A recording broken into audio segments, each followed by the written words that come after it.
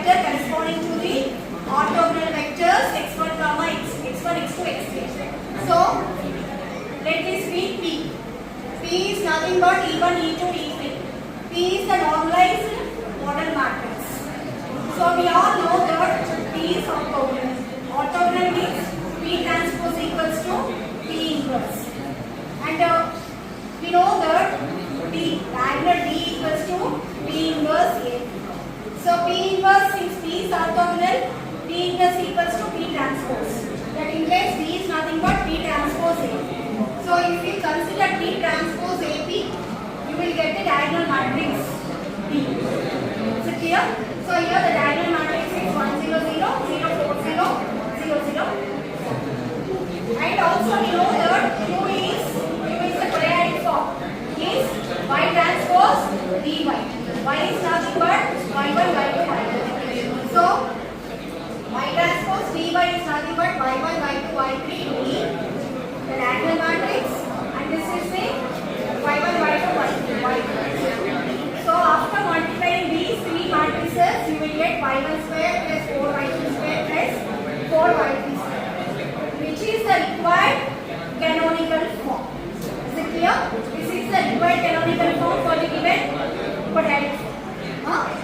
So after this, we have to calculate the matrix P, which transforms this quadratic form into canonical form. Is it clear? The orthogonal. After getting the please. So after calculating the eigenvectors, these are the eigenvectors we have got. X1 is minus 1 1, x2 1 1 0, x3 1 0 1.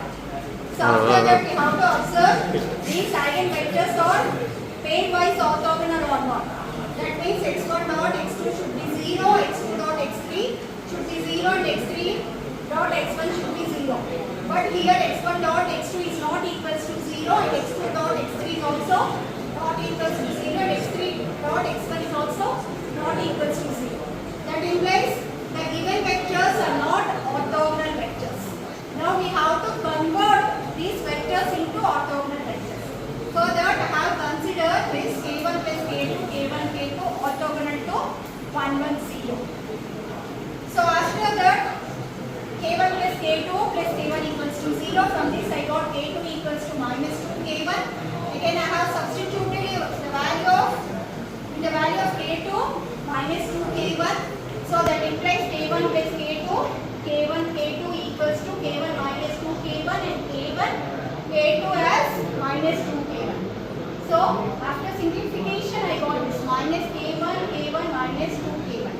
So take out k1 outside. This is the vector. So this is the vector orthogonal to 1 1 0.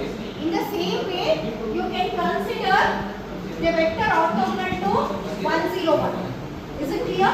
So now we have got the new vector x3 as minus 1 1 minus 2. And x1 as minus 1 1. And x2 1 1 0. So we have calculated the vector orthogonal to 1 1 0. So same way you can calculate the vector orthogonal to 1 0 1. So now observe this x1 x2 are pairwise orthogonal vectors. So that means what? x1 dot x2 equals to 0, x2 dot x3 equals to 0 and x3 dot x1 is also equals to 0. So that implies x1, x2, x3 are pairwise orthogonal vectors. So after that we have to consider the normalized vector. Is it clear? These are orthogonal vectors, pairwise orthogonal vectors.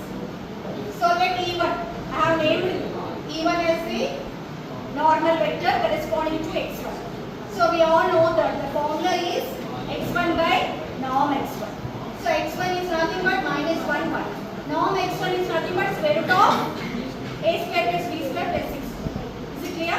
Or x1 square plus x2 square plus x3 square. Whatever you make. So 1 by square root of b equals to minus 1 1 1. Similarly, E2 is the normalized vector corresponding to x2. The formula is x2 by norm x2. So I got 1 by square root of 2 into 1 1 0. E3 as x3 by norm x3. This is nothing but 1 by square root of 1 square plus 1 square plus 2 square, which gives you 6. 1 by root 6 into minus 1 minus 2. So which is equals to 1 by root 6 into minus 1 minus 2. So these are the normalized vectors corresponding to the vectors pairwise orthogonal vectors x1, x2, x3. So E1 is the normalized vector corresponding to the orthogonal vector x1 and E2 is the normalized vector corresponding to the orthogonal vector x2 and E3 is the normalized vector corresponding to the orthogonal vector x3. Is it clear? Now we form this into a